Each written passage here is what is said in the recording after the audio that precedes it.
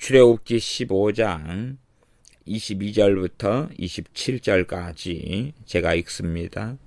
모세가 홍해에서 이스라엘을 인도하매 그들이 나와서 수룩 광야로 들어가서 거기서 사흘길을 행하였으나 물을 얻지 못하고 마라에 이르렀더니 그곳 물이 써서 마시지 못하겠으므로 그 이름을 마라라 하였더라.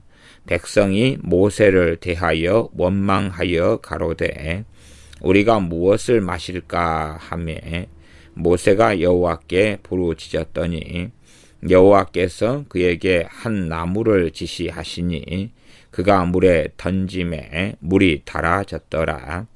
거기서 여호와께서 그들을 위하여 법도와 율례를 정하시고 그들을 시험하실세 가라사대 너희가 너희 하나님 나 여호와의 말을 청종하고 나의 보기에 의를 행하며 내 계명에 귀를 기울이며 내 모든 규례를 지키면 내가 애굽 사람에게 내린 모든 질병의 하나도 너희에게 내리지 아니하리니 나는 너희를 치료하는 여호와임이니라. 그들이 엘림에 이르니 거기 물샘 12과 종려 70주가 있는지라. 거기서 그들이 그 물 곁에 장막을 치니라. 아멘. 이제 이스라엘 백성이 홍해를 건너서 나옵니다. 나와서 22절에 모세가 홍해에서 이스라엘을 인도하매 모세가 홍해에서 이스라엘 인도하지만 사사로이 인도하지는 않습니다. 왜냐하면 구름기둥과 불기둥이 앞서가며 비추이는 것을 우리는 알기 때문에 그렇습니다. 그들이 나와서 수룩광야로 들어가서 거기서 사흘길을 행하였으나 물을 얻지 못하고 결국 모세가 인도하지만 하나님께서 인도하시는 거다는 사실이지요. 모세가 이스라엘의 지도자가 되어서 이스라엘 백성을 인도하는데 수룩광야로 들어가서 거기서 사흘길을 행합니다. 그러나 물을 얻지 못합니다. 광야라는 곳은 물 구하기가 어려운 곳이고 그리고 온도와 기온이 높기 때문에 물이 없으면 생존하기가 어렵지요. 얼마간은 물은 가지고 광야를 통과하고 지나가겠지만 그러나 조금 지나면 물은 다 떨어지고 말 것입니다. 사흘 동안 물이 없었다면 말할 수 없는 큰 고통을 지금 이스라엘 백성은 경험하였습니다. 23절 마라에 이르렀더니 그곳 물이 써서 마시지 못하겠으므로 그 이름을 마라라 하였더라. 사람 숫자가 거의 200만이 넘는 사람인데 이 사람들이 마라라는 곳에 이르렀더니 그곳에 물이 있었다는 이야기입니다. 작은 우물물, 작은 샘물 가지고는 200만 명이 또 그 이상 되는 사람이 마실 수 없습니다. 그러니 마라에서 있었던 물이라는 것은 굉장히 크고 넓었다는 것을 알 수가 있습니다. 그곳 물이 써서 마시지 못하겠으므로 그 이름을 마라라 하였더라. 써서 못 마시겠다. 백성이 모세를 대하여 원망하여 가로되 우리가 무엇을 마실까 하며 이 사흘길을 걸어오면서 물이 없는 곳을 걸어오면서도 백성들 마음 안에서는 불만이 있었을 것입니다. 원망이 있었을 것입니다.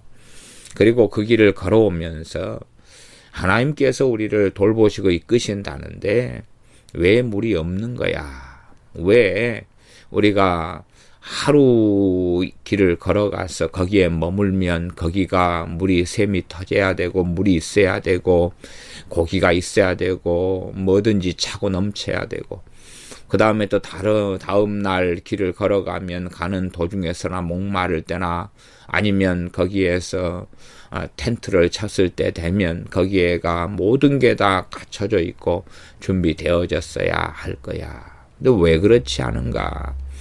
그 다음 날도 그렇게 행군하면 필요한 것이 다 채워지고 하나님이 다 준비하셔야 되는데 왜 그렇게 되지 아니한가? 이 사흘길을 걸어가면서는 어찌어찌 불평불만이 일어나도 참았을 수도 있고 그것이 밖으로 덜 표출되었을 수 있겠습니다. 마침내 백성들에게서 이 원망이 솟아 나올 때는 마라라는 곳, 특별히 어떤 지명 이름이 없는 곳인데 그곳 이름을 나중에는 물이 써서 못 마시겠다 하는 뜻으로 마라라고 이름을 지었다고 되어 있습니다. 나중에 마라라 근거지요. 이 마라라는 곳에 이르렀는데 물이 있어요. 너무나 좋지요. 어서 마시자. 너무 감사하다. 물이 있구나. 그리고 200만이 넘는 사람들이 물로 뛰어들었고 달라들었겠지요. 그러나 문제는 물이 너무 썼다. 우리식으로 하면 우리가 바닷가에 저는 살아가니까 바닷물이 굉장히 많은데 바닷물을 목마르다고 마셔요. 그러면은 얼마나 짠지 마실 물이 안 되지요. 그것과 양상은 좀 다르지만 도무지 마실 수 없는 그런 물이었던 모양입니다. 물이 써서 마시지 못하니 그때에 24절에 백성이 모세를 대하여 원망하여 가로되 우리가 무엇을 마실까? 마실 게 어딨냐? 하면서 원망을 했습니다. 모세에 대한 원망은 하나님에 대한 원망일 뿐만 아니라 하나님을 신뢰하지 않고 믿지 않는 것입니다. 신뢰하지 않고 믿지 않아요. 하나님께서 씨 뿌리는 비유에서 주님께서 씨를 주시고 말씀을 주십니다. 그것이 어느 밭에 떨어지느냐 하는 것입니다. 믿음을 가꾸지 않는 사람들은 믿음을 통하여 아름다운 결실과 열매를 맺을 수가 없습니다. 단지 말씀만을 듣는다 해서 믿음이 장성해지거나 놀라워지지 않습니다. 믿음은 들음에서 나며 들음은 그리스도의 말씀으로 말미암느니라. 하나님 말씀을 통해 믿음이 생겨납니다. 그러나 거기에서 정말로 어리석은 착각을 하지 않아야 되는 것은 제자 훈련을 했다, 혹은 신학책을 읽었다, 신학교를 나왔다, 신앙서적을 많이 읽었다. 그래서 믿음이 장성한 자가 되는 것이 아닙니다. 기적을 체험했다, 은사를 받았다, 무엇을 경험했다, 환상과 꿈을 보고 경험했다, 신비 체험을 했다. 그것이 그 사람의 믿음을 장성하게 만들지 않습니다. 비록 그러한 것들이 하나님께로부터 왔다고 가정할지라도 그것으로서 장성한 믿음이 되는 것이 아닙니다. 그래서 우리 주님께서 마태, 마가, 누가복음에 반복하여서 씨 뿌리는 비유를 말씀하시고 또한 기록하게 하셨던 이유입니다. 씨앗이 하나님 말씀이고 천국 복음인데 이 씨앗을 뿌릴 때에 길가 땅에 뿌림에 새들 곧 마귀가 와서 먹어버렸다. 깨닫지 못할 때에는 악한 자가 와서 하나님 말씀을 빼앗아버리고 먹어버리는 거다. 두 번째는 돌밭, 돌땅, 돌짝밭, 그곳에 씨가 떨어졌는데 돌로 가득하기 때문에 그 사람이 강팍하고 완악하고 또한 어리석고 하나님을 찾지 않고 구하지 않고 온갖 죄 가운데 살아가고 주님을 사랑하지 않고 하는 여러 문제들, 용서하지 않고 이런 것들이 아마도 쓴뿌리가 나고 미워하고 용서하지 않고 하는 것들이 돌들이 되기가 쉽겠지요.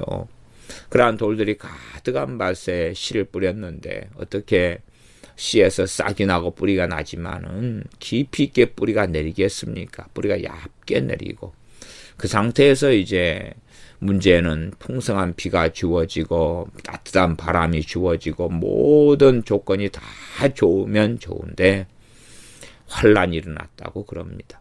햇빛이 쨍쨍 비추어서 비가 오지 않고 밭이 메말랐습니다. 그러한데 뿌리가 얕은데 태양이 뜨겁게 내리쪼이니 이 식물은 죽어버리고 말았습니다.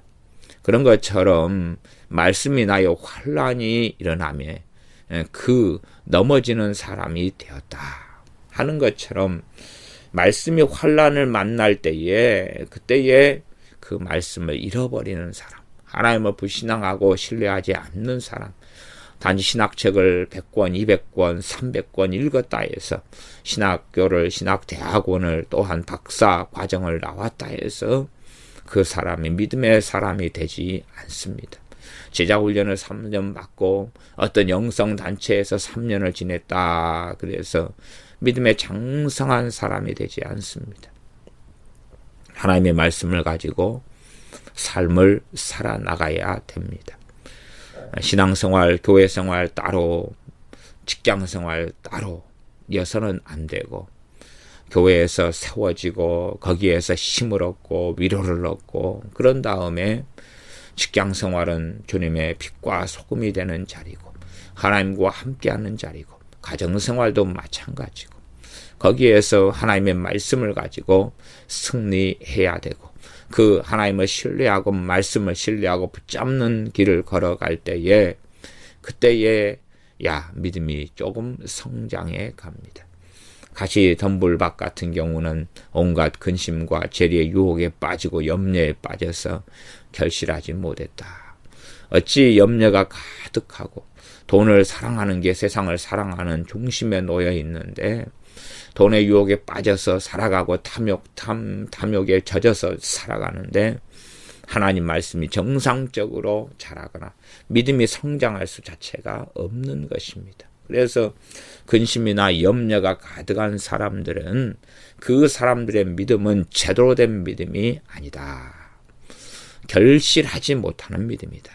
단지 싹은 났지만은 연하고 연약하고 부족해서 언제나 죽을 수 있는 그런 상태가 되는 믿음이 되어집니다. 좋은 밭에 씨가 떨어져서 인내로 말씀을 지키어 결실해야지 100배, 60배, 30배의 결실을 얻습니다. 좋은 땅에 떨어지면 거름기가 충분히 많고 그리고 땅이 부드럽고 잘 갈아졌고 그래서 식물이 뿌리를 깊이 내리고 그리고 좋은 영양분을 빨아먹으면서 봄에 심었다면 봄을 지나고 여름을 지나고 태풍을 지나고 더위를 지나고 그리고 가을을 지나면서 늦가을이 되어서 풍성한 열매를 100배, 60배, 30배를 맺는다고 말씀하고 있습니다. 반드시 하나님께서는 전능하시고 능력이 있으시지만 그러나 이스라엘 백성들을 훈련하시며 시험하십니다. 시험들을 통과해 갈 때에 그 사람은 성장해 갑니다. 그러나 시험에서 치고 넘어진다면 그 사람은 하나님 앞에 제대로 서지 못하거나 아니면 만년 갓난아이 신자로 남거나 혹은 주님을 배신하고 떠나가거나 혹은 종교인으로 전락하고 말게 될 것입니다. 아니면 예배 때는 주님이 계시는 것 같다가 일반적인 사회나 직장이나 가정생활 등에서는 전혀 주님 앞에 살지도 않고 그냥 자기가 주인되고 자기가 왕되고 자기 뜻대로 자기 생각대로 자기 감정대로 살아가면서 성경을 조금 참조하거나 성경 윤리를 가지거나 성경의 말씀을 이용할 수는 있겠지요. 그러나 주인은 자신이 주인된 삶을 계속하여 걸어가면서 자신의 인생에 주님께서 도와달라고 요청하는 어리석은 사람이 되는 경우들이 많습니다. 하나님께서는 이들을 물 없는 사흘길을 걷게 하시고 또한 물을 준비시켜 주실 수 있음에도 불구하고 그렇지 아니하시고 나아가서 사흘길을 지난 다음에 이제는 물이 있구나 그리고 환호하고 물로 뛰어드는데 그 물은 마라이고 쓴물이었습니다. 마실 수 없는 물이어서 그 물을 마시고 나면 정말로 물을 볼 때는 소망을 품고 이제 되었다 하고 안심을 가지게 되지만 그래서 기대감을 가진 후에 가지는 절망은 훨씬 더 크지요. 이들은 하나님을 신뢰하기보다는 마라의 쓴물을 마시면서 백성이 모세를 대하여 원망하여 가로되 우리가 무엇을 마실꼬 하였다고 말씀합니다. 모세가 여호와께 부르짖었더니 여호와께서 그에게 한 나무를 지시하시니 그가 물에 던짐에 물이 달아졌더라. 보통 때는 하나님께서 모세에게 이 지팡이, 하나님의 지팡이를 들어서 기적을 행하라고 말씀을 많이 하시지만 여기서는 모세가 지팡이를 가지고 행한 게 아닙니다. 이게 사람들은 어떤 한 가지 방법과 방식이 있으면 그 방식을 따라서 그대로 행하면서 하나님이 그 방식에 따라 주시기를 원합니다. 그러나 항상 또한 대부분 모세가 지팡이를 통해서 하나님의 기적과 이적이 일어났음에도 불구하고 항상 그 방법을 쓰면 안 됩니다. 하나님께서 자주 그렇게 역사하신다 해도 그것이 하나님 앞에서 바른 방식이 되는 것이 아닙니다. 하나님께서는 방식을 결정하시는 분이십니다. 어떻게 할까 하나님께서 결정하시는 분이 되십니다. 그러므로 우리가 항상 해왔던 습성과 습관대로 하는 것이 옳은 것이 될 수가 없습니다. 또한 습관대로 하면 편하지요. 편하지만 그러나 그럼에도 불구하고 내려놓고 비워 놓아야 됩니다. 우리가 어떤 믿음이 좀 성장한 사람들은 아마도 믿음이 연약한 사람들이 등등이 조언을 구할 때가 많을 것입니다. 집사님 이건 어떻게 해야 될까요? 권사님 이건 어떻게 해야 될까요? 또 전사님 목사님 이건 어떻게 해야 될까요? 그러면 자신의 경험 속에서 이건 이렇게 하면 되더라고요. 이건 이렇게 하는 겁니다. 자신이 이해하고 있는 성경 구절 속에서 이 뜻은 이겁니다. 그리고 설명하거나 가르치거나 조언하거나 권면하는 경우가 많지요. 정말로 그것이 주님께로부터 온 그러한 권면이고 지혜냐 하는 것입니다.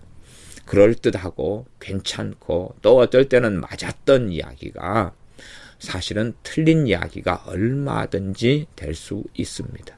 그러므로 우리들은 사실상 우리의 지혜, 우리의 생각으로 사람들에게 조언하고 가르치지만 그것이 거짓 선지자의 자리에 서게 되는 일이거나 다른 사람들의 인생을 오도하고 잘못된 길로 가게 하는 일들이 되는 경우도 아주 많습니다. 그러므로 현시대 목사들의 저주 중에 하나는 상담이다.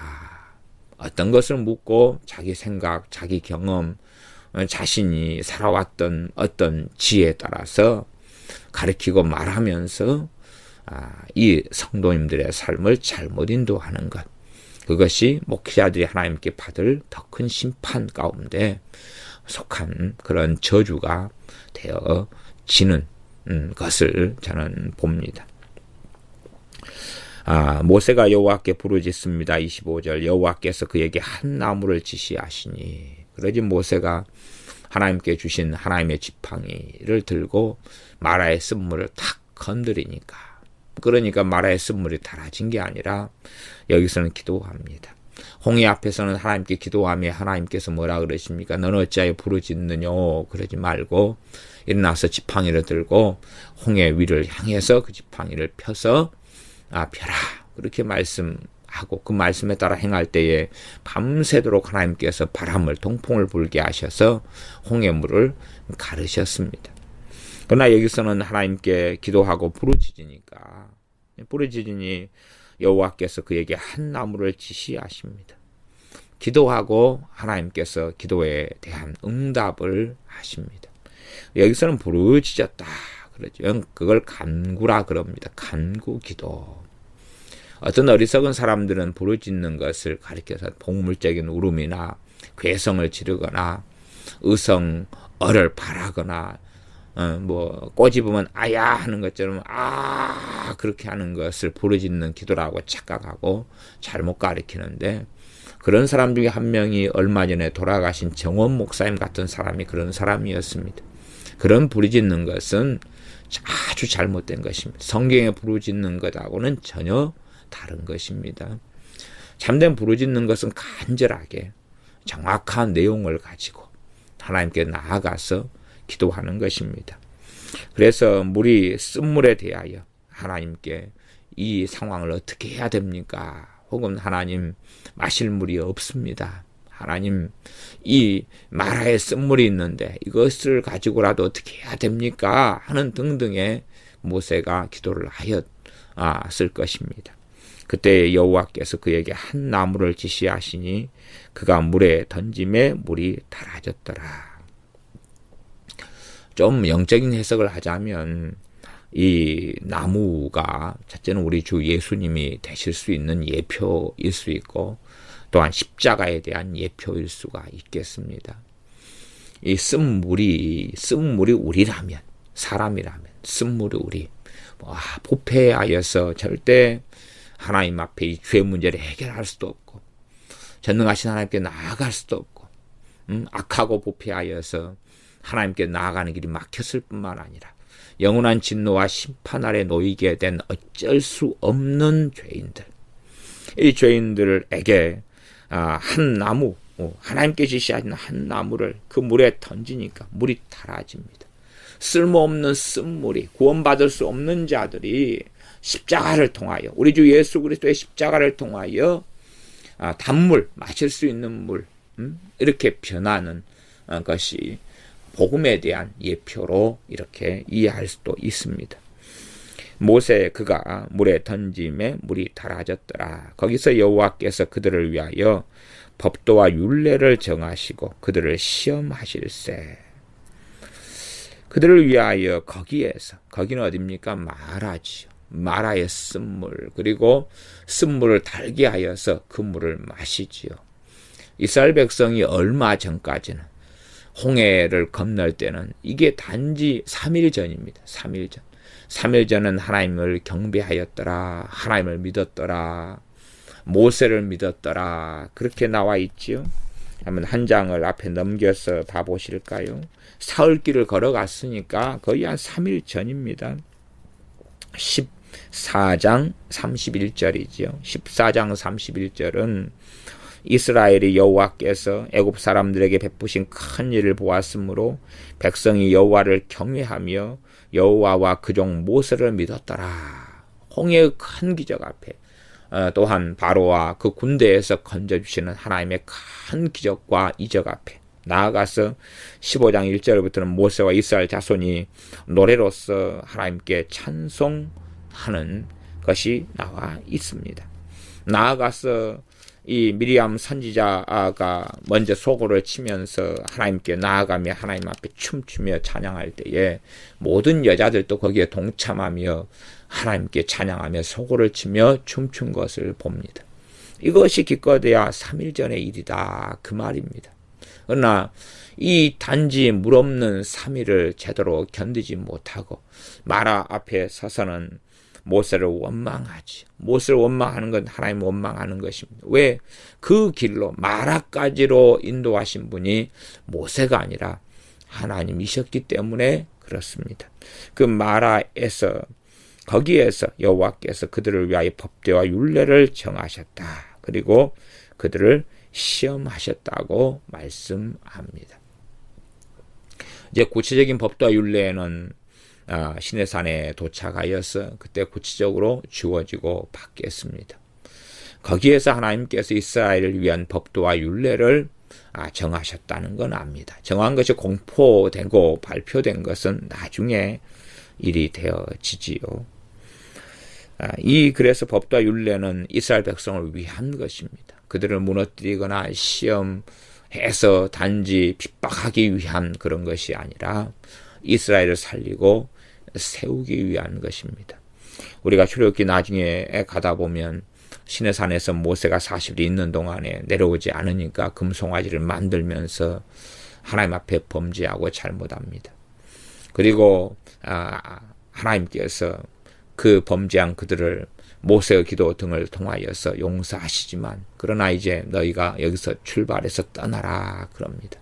출발해서 떠나라. 내가 사자를 먼저 앞서 보내서 너희들 위하여 가나안 땅을 차지하게 하겠다 그럽니다. 사실은 그때는 어떤 때냐 그러면 하나님의 율례와 법도를 주지 아니하셨을 때 그렇게 말씀하셨어요. 아니하시고 왜냐하면 하나님 율례와 법도를 받을 자들이 아니었다 판단하셨기 때문에 지금 떠나라 그러신 것입니다. 그때 모세가 하나님께 다시 간절히 기도하니까 십계명을 다시금 써주시고 그리고 법도와 율례를 다시금 가르쳐 주십니다. 그러므로 하나님의 말씀, 하나님 법도와 율례는 없으니까 자유다. 그게 아니라 그것이 이스라엘 백성을 구속하거나 괴롭히기 위한 것이 아니라 단지 그 율법을 행함으로 구원을 받지 못하지만 율법의 본질은 또한 알고 있어야 됩니다. 이 성경이고 나에 대해서 말씀하시는 것이라 라고 주님께서 말씀하신 것이 본질입니다. 온 율법과 선지자의 강령도 하나님을 사랑하며 이웃을 내 몸처럼 사랑하라 하는 것이 본질이 되는 것처럼 더 깊이 나아간다면 우리 주님에 대한 계시의 말씀들이 율법 안에 곳곳에 숨어 있었던 것입니다. 하나님을 사랑하는 사람들은 겉에 있는 율법을 넘어서서 그 안에 숨겨진 복음을 발견하게 됩니다. 율법 가운데 제사제도가 있지 않습니까? 그 제사제도는 율법이고 죄를 씻고 해결하는 것이지만 그래서 끊임없이 백성들이 죄짓고도 다시 회개하고 죄사함 받고 하나님 앞에 살아나가게 하는 것이 제사입니다. 그 안에는 놀라운 어린 양 되신 주님을 통한 대속이 그 안에 숨겨져 있고 그 제사가 그림자가 되어져서 또한 성소나 성막이나 대제사장 모든 것이 그림자와 모형이 되어져서 가리키는 방향은 우리 주 예수님에 대하여 가리킵니다. 나아가서 법도와 율례를 통하여 하나님께서 하나님의 기준을 정하시고 말씀하시니 백성들이 법도와 율례를 지키다 보면 얼마나 자신들이 죄를 많이 짓고 얼마나 불순종하고 얼마나 패역하고 얼마나 하나님 앞에 살아가지 않는 존재라는 것을 발견하면서 구원자를 찾게 되며 하나님의 아들 메시아를 구하게 되는 것은 당연한 것입니다. 그러니 율법이 모학선생이 되어져서 그리스도에게로 인도하는 그것이 되어진다라고 신약 성경은 명백히 밝혀서 말씀합니다.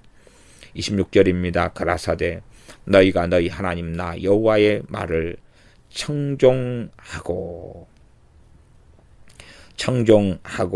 나의 보기에 의를 행하며 내 계명에 귀를 기울이며 내 모든 규례를 지키면 전혀 지킬 수 없는 것이 아니라 이 부패한 사람들로서는 지킬 수 없다는 것도 맞습니다.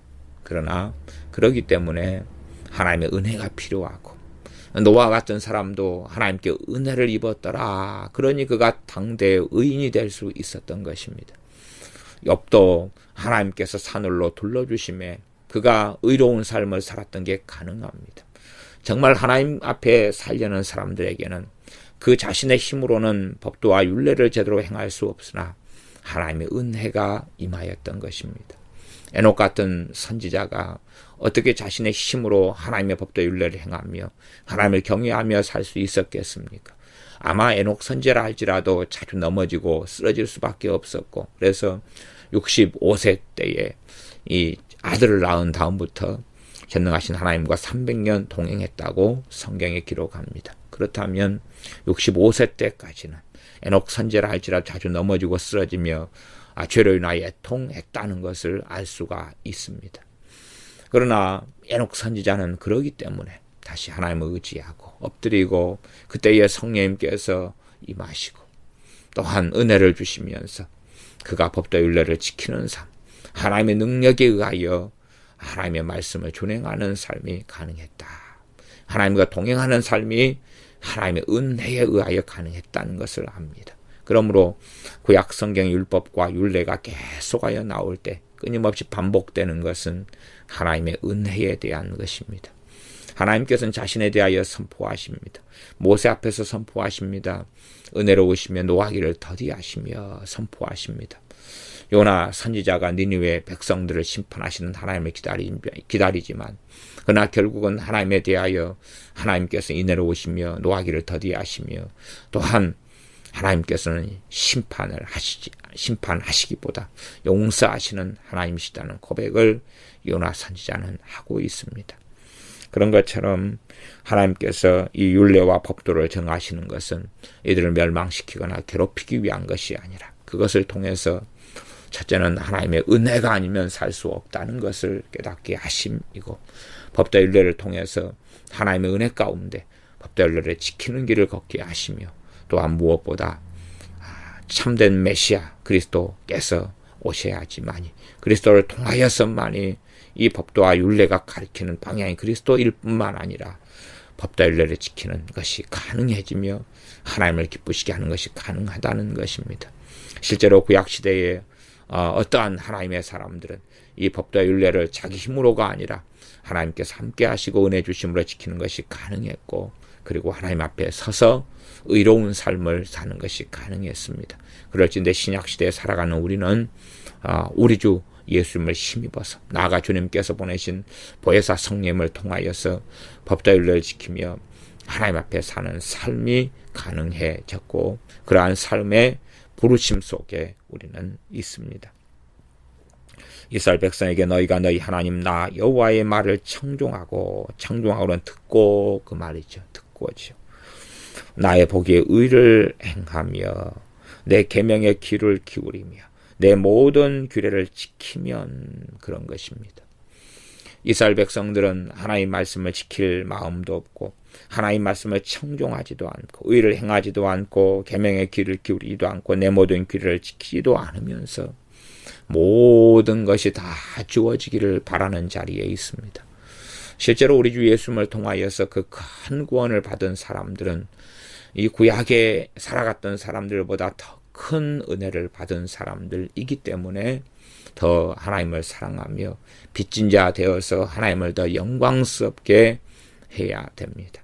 그러나 구약시대 이스라엘 백성들처럼 예수님을 믿었으니까 이제는 아무것도 하지 않아도, 말씀에 순종하지 않아도, 기도하지 않아도, 예배하지 않아도, 하나님을 기쁘시게 하지 않아도, 하나님을 신뢰하고 믿지 않아도, 의지하지 않아도, 하나님 말씀을 가지고 살지 않아도 만사 형통하며 모든 것이 이루어지며 편안해지기를 원하는 사람들이 많습니다. 그것은 참으로 어리석은 결과가 나타나게 될 것이고, 그들은 10중 8구 주님을 원망하면서 떠날 수도 있겠지요. 잘못된 자리, 잘못된 마음, 잘못된 생각 속에 살아가기 때문에 그렇습니다. 신약시대에 와서도 하나님 백성들에게 하나님 말씀은 조건적인 것이 대부분이 됩니다. 조건적인 것. 너희가 얻지 못하면 구하지 아니하며 구하여도 받지 못하면 정욕으로 쓰려고 잘못 구함이니라. 믿고 기도하면 하나님의 영광을 보리라. 믿으면 하는 조건이 참 많이 나와 있습니다. 믿음의 기도는 역사하는 힘이 많다.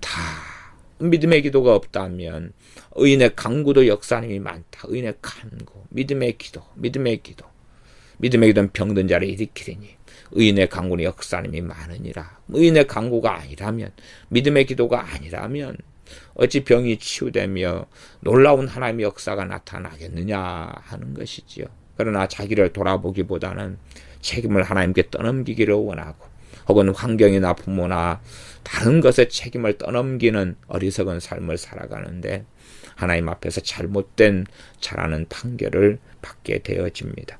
이스라엘 백성들이 무조건 하나님이 다 해주시기를 바라고 원했지만 마라의 쓴물 앞에서 마라의 물을 모세를 통하여 나무를 통하여 달게 만드시면서 하나님께서는 이스라엘 백성들에게 말씀하시는 것입니다. 나 여호와의 말을 청종하고, 하나님 말씀을 들으라는 것입니다. 하나님 말씀을 들어라. 지금 예수를 믿는 사람들이 주님의 말씀을 듣지 않습니다. 하나님 말씀을 청종하지 않습니다. 그건 잘못된 자리에 이미 들어서서 어리석어져 버린 것입니다. 나의 보기에 의를 행하며 악을 행하거나 세상 사람과 똑같이 되는 것은 잘못된 것입니다. 내 계명에 귀를 기울이라. 그러나 우리의 자녀들 가운데 어리석은 자녀들은 친구의 말에 귀를 기울이고 세상적인 노래에 귀를 기울이고 살지만 하나님의 계명에는 귀를 기울이지 않습니다. 하나님의 계명을 지키기를 원치 않고 무관심하는 것이 면죄부고 모르는 것이 약이라고 착각할 수 있으나 하나님 말씀을 모르는 것은 죄가 되는 것입니다. 나는 몰랐기 때문에 무죄다. 결코 하나님 앞에 섰을 때 할 수 없을 것입니다. 특별히 대한민국에 사는 사람들은 자유롭게 성경을 가지고 말씀을 보면서 살아갈진데 나는 몰랐기 때문에 무죄다 하면 말이 안 됩니다. 심지어 글자를 못 읽는 사람이라 할지라도 글자를 읽는 사람은 다 주변에 있고 말만 하면 성경을 읽어주는 mp3를 다 구할 수 있기 때문에 그것도 무료로 구할 수도 있기 때문에 하나님 말씀을 나는 못 들었기 때문에 모르겠다. 못 들었기 때문에 나는 하나님 말씀을 지킬 의무나 책임이 없다 라고 한다면 하나님 앞에 반드시 불법을 행하는 자로서 판결을 받게 될 것입니다. 내 모든 규례를 지키면이라고 하나님께서는 조건을 거시는 겁니다. 하나님 말씀의 조건을 여러분이 잘 살펴보셔야 됩니다. 내가 애굽 사람에게 내린 모든 질병이 하나도 너희에게 내리지 아니하리니 나는 너희를 치료하는 여호와임이니라.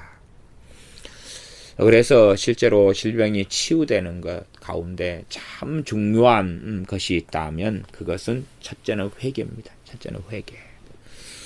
이 죄 때문에 질병이 100% 다 온다. 그렇게는 말하기 어렵습니다. 그러나 본질적으로 신학적으로는 아담 이후로 범죄하였고 타락했기 때문에 질병이 발생했고 생겨난 것입니다.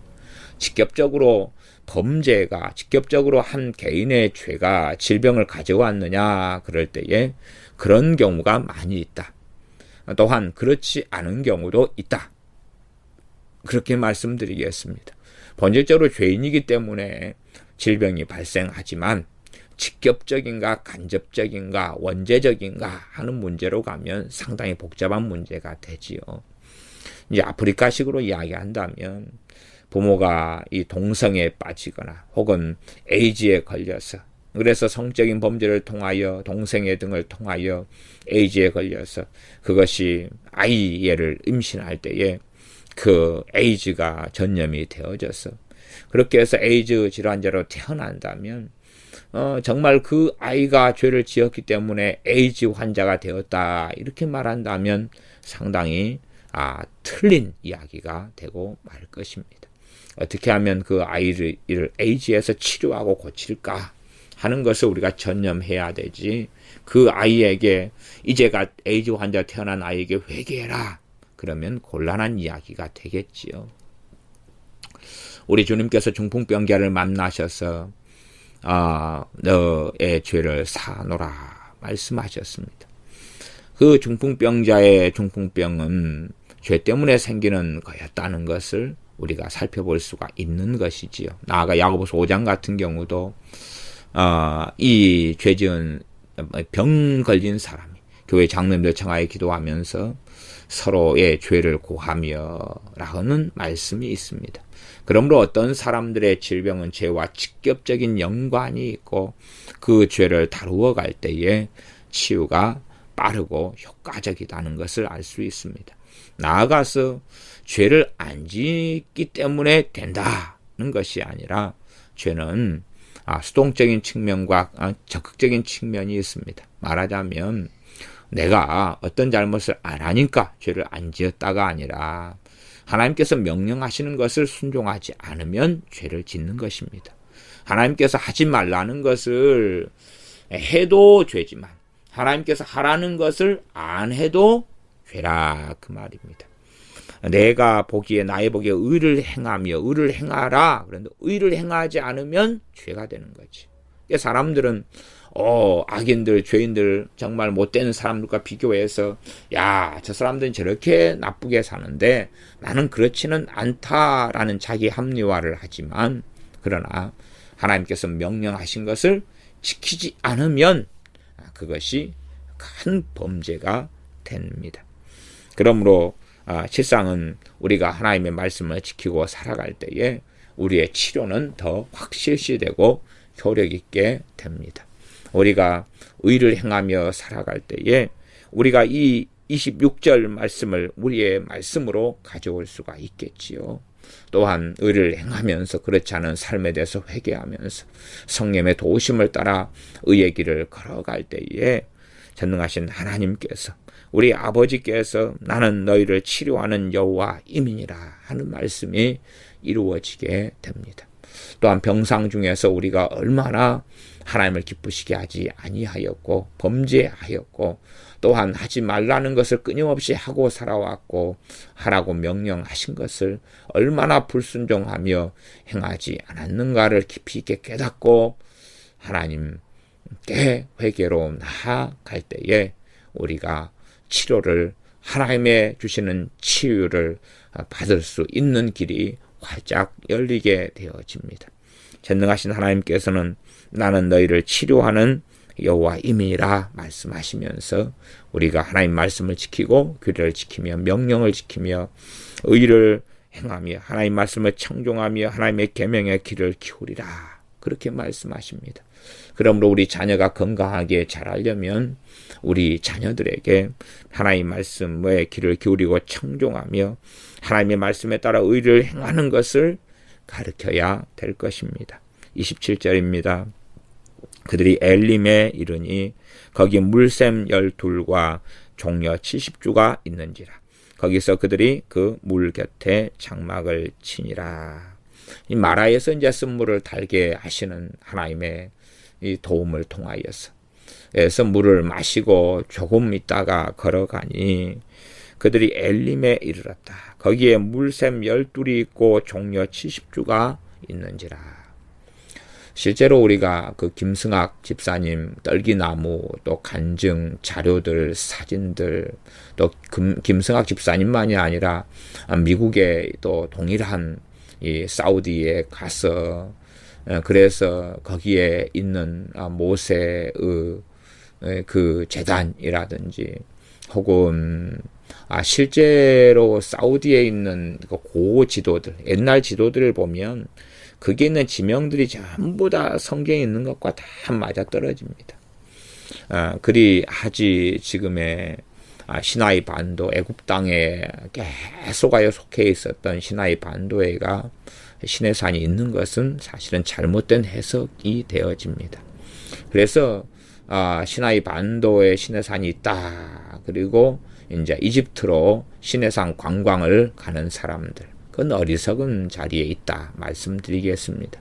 나아가서 그러한 시나이 반도에 있는 시내산을 기준으로 해가지고 그 가는 여정 속에서 이제 이런 마라 그리고 물음표를 해놓고 엘림 그리고 물음표를 해놓고 그 안에 이제 시내산이 시나이 반도라는 이 이집트 땅이 있다고 가정해버리면 출애굽도 사실은 안 해버린 것이고, 나아가서는 그 앞에 지명들을 전부 다 새로 거짓말로 만들어야 되는데 추측에 의해서 대강 찍으니까 물음표를 달 수밖에 없습니다. 그래서 실제로 이집트에 있는 시나이 반도 시내산을 그런다면 성경의 내용들하고는 너무 맞춰보면 틀린 상황들을 보게 됩니다. 예를 들어 이곳이 엘림이었다 그런 곳에 가면 거기에 물샘이라는 것은 200만이 넘게 마실 수 있는 수준이 안 됩니다. 저도 어린 시절에는 동네 우물에 물을 길러 다니고 동네 우물에서 빨래하고 그럽니다만은, 그래서 동네에 어느 규모가 되면 우물이 하나 있고 어느 규모가 되면 우물이 하나 있고 그렇게 했습니다. 그러니 가구 수가 한 200가구만 되어도 우물이 하나 필요하고 100가구만 돼도 우물이 하나 필요합니다. 공동 수조라는 게 생기기 전에 이야기 드리지요. 그래서 그런 우물들이 있어야 되는데 단지 200만이 넘는 사람들이 필요한 우물은 얼마나 큰 우물이거나 아니면 물샘이 얼마나 크게 필요하겠습니까? 그것이 시나이 반도의 그 앞에 엘림이라고 주장하는 그곳에는 그런 게 없습니다. 사실은 놀랍게도 이 엘림은 그대로 미디안 광야인 사우디의 보존이 그대로 되어 있습니다. 그 사우디의 자료들을 보면 거기에 그대로 물샘 12이 그대로 있고 규모 자체도 굉장히 큽니다. 충분히 거기에 쏟아나는 물샘 12개를 통하여서 200만 명 이상이 되는 사람이 먹을 수 있을 정도의 규모가 되었을 것이라고 충분히 추정할 수 있는 그러한 이 엘림이 지금도 미디안 광야, 사우디에 그대로 남아 있습니다. 과거에 미디안 광야에서 모세가 40년간 자신의 장인 이드로의 양들을 쳤고 미디안에서 시내 산에 호렙산 떨기나무를 경험하고 시내 산에 들어갔었지요. 호렙산에서 하나님을 만났습니다. 그럴진데 미디안 광야에 호렙산이 있는 그 시내산, 다른 말로 호렙산인데 그건 당연한 이야기지요. 그러지 애굽 땅에 있는 시나이 반도가 될 수는 없습니다. 참으로 이 전통이라는 것도 어리석어질 때가 많은데 전통적으로 끊임없이 옛날부터 후세대 단지 그냥 로마 교황청에서 이집트에 있는 시나이 반도에 시내산이 있다라고 규정한 것, 그것이 AD 몇백 년대에 되어졌습니다. 그것을 전통으로 만들어가지고 지금도 거기가 시내산이다 착각하면 곤란하고 틀린 건 틀린 거고 사람들이 성지다라고 주장하는 것을 가장 먼저 성경과 비교하면서 살펴보는 것이 마땅합니다. 그들 예림의 이름에 거기 물샘 12과 종려 70주가 있는지라. 거기서 그들이 그 물 곁에 장막을 치니라. 하나님께서 나중에 예림을 마련해 두십니다. 물 없는 사흘길을 지나고 마라의 쓴물을 경험하면서 그들을 시험하십니다. 시험하시면서 법과 율례를 정하시지요. 그러므로 우리가 사실상 고난이 없다면 우리의 믿음의 성장도 없다. 나아가서 이 평안할 때라도 우리가 하나님의 말씀을 붙잡고 믿음이 성장하는 길을 걸어가야 됩니다. 단지 하나님의 말씀을 들었다, 깨달았다는 것이 믿음의 성장을 가져오지 않습니다. 말씀을 듣고 깨닫는 것은 믿음의 씨앗을 가지게 된 것입니다. 믿음의 씨앗은 반드시 우리의 행함과 함께 갈 때에 야고보서 2장의 말씀대로 믿음과 행함이 함께하면서 행함이 믿음을 온전케 한다는 말씀을 우리는 알고 있어야 됩니다. 우리가 말씀을 실천하고 행하고 또한 고난을 통하여 말씀을 고백하고 말씀을 신뢰하고 말씀을 소유하고 그렇게 할 때에 그 말씀은 싹이 나고 줄기가 나고 꽃이 피고 열매를 맺고 말씀의 믿음의 능력이 말씀을 통하여 나타나게 되어집니다. 그러므로 하나님께서 우리의 삶의 길을 걸어가게 인도하실 때, 또 하나님의 인도, 성령의 인도하심을 따르게 될 때에 물 없는 사흘길, 광야길을 걸어갈 수 있다는 것을 인식하셔야 되고 아셔야 되고 나아가서 이 쓴물 마라로도 하나님께서 인도하시는 것을 알아야 됩니다. 그래야지 기도만 좀 하고 예배만 좀 드리고 하나님께 이건요 저건요 할 때에 금방 해결되고 금방 풀리고 모든 것이 다 만사형통하고 이러한 기대는 갓난아이 어린 아이가 하는 기대에 불과하고 정말로 말씀이 나여 이 환난이 닥친다 그것이 무엇인지를 알지 못하는 어리석은 소치에 불과하고 인내가 뭔지를 알지 못하는 갓난아이 어린아이 신자에 불과합니다. 참으로 성경의 핵심적인 주제 중에 하나는 오래 참음 인내가 되어지고 인내를 온전히 이룰 때에 조금도 부족함이 없이 구비하여 온전케 된다 하는 것을 야고보서 1장의 말씀을 통하여 우리는 기억해야 됩니다. 기도하겠습니다. 아버지 하나님, 전능하신 하나님께서 이스라엘 백성을 광야로 인도하시고 또한 물을 사흘 동안 행하지만 얻지 못하는 곳들로 인도하시며 결국 물이 있는 마라에 이끄셨으나 마라의 쓴물로 인하여 마시지 못하는 물 가운데 인도하시면서 이스라엘 백성을 시험하시는 것을 봅니다.